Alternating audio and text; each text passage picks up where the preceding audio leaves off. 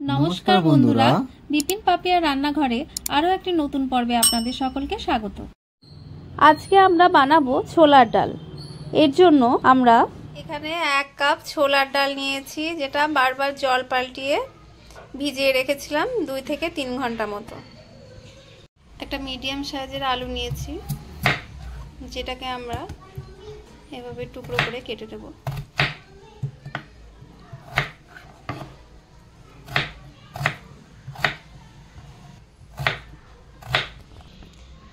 একটি মিডিয়াম সাইজের পেঁয়াজকে খোসা ছাড়িয়ে এরকম ভাবে ফালি ফালি করে কেটে নেব। একটা ছোট সাইজের টমেটো নিয়েছি, যেটাকে টুকরো করে কেটে নেব।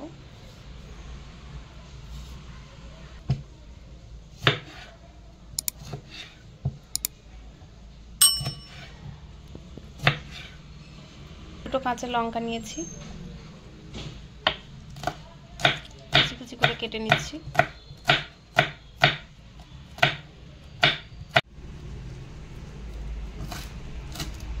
অল্প একটু ধনে পাতাও কুচি করে নিচ্ছি। প্রথমে আমরা ভেজানো ছোলার ডালটাকে সিদ্ধ করে নেব, যার জন্য কুকারে আমরা ডালটা দিয়ে দিয়েছি।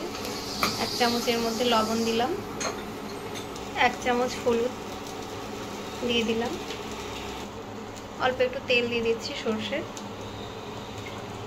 এবার ঢাকা বন্ধ করে আমরা 2 থেকে 3টি সিটি মেরে নেব।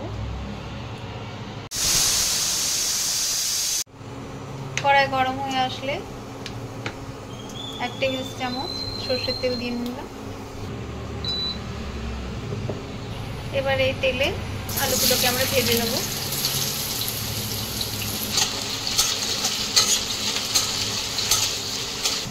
অল্প একটু লবণ দিয়ে দিচ্ছি। আমাদের ভাজা হয়ে গেছে, একটা পাত্রে তুলে নেব। এবার ওই তেলেই একটা তেজপাতা, একটা শুকনো লঙ্কা, অল্প একটু গোটা জিরে আমরা ফোড়ন দিয়ে দিলাম।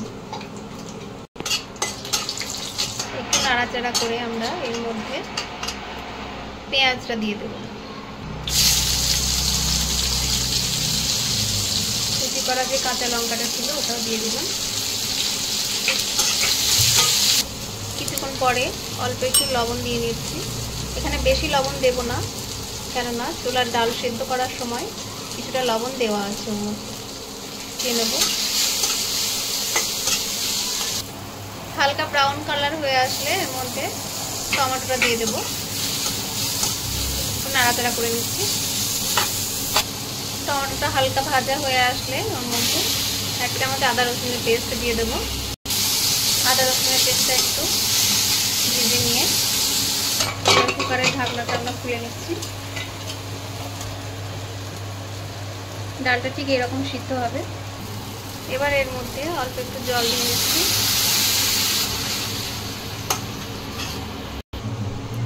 এবার এর মধ্যে 1/2 চামচ হলুদ গুঁড়ো, 1/2 চামচ জিরে ধনে গুঁড়ো, 1/2 চামচ আদা গুঁড়ো, 1/2 চামচ কাশ্মীরি লঙ্কার গুঁড়ো, 1/4 চামচ গরম মশলা গুঁড়ো দিয়ে ভালোভাবে মশলাটাকে আমরা কষিয়ে নেব। এই অবস্থায় আমরা ভেজে রাখা আলুটা দিয়ে দেব। ভালো করে আলুর সঙ্গে মশলাগুলো মিশিয়ে নিচ্ছি। আলুর সঙ্গে মশলাটা এরকম ভাবে কষানো হয়ে আসলে এর মধ্যে সিদ্ধ করে রাখা ডালটা জল সমেত দিয়ে দেব। মিশিয়ে নিচ্ছি। এবার ঢাকা দিয়ে 4 থেকে 5 মিনিট মতো হতে দেব।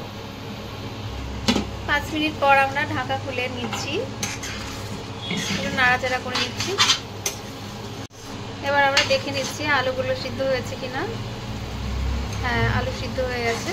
এই সময় ছোলার ডালগুলোকে একটু ঘেঁটে দেব, যাতে একটু ঘন টাইপের গ্রেভি হয়। এই অবস্থায় একটু লবণটা আমরা চেক করে দেখে নেব ঠিক হয়েছে কিনা। এবার এর মধ্যে অল্প একটু চিনি দিয়ে নিচ্ছি। চিনিটা আপনারা কম বেশি করে দিতে পারেন। এবার এর মধ্যে কুচি করে রাখা ধনে পাতাটা দিয়ে দিচ্ছি, একটু ঘি দিয়ে দিলাম,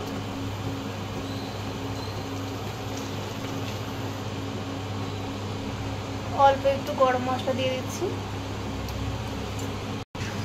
একটু মিশিয়ে নিয়ে নামিয়ে নেব। তৈরি হয়ে গেছে আমাদের ছোলার ডাল। একটি পাত্রে নামিয়ে দিচ্ছি।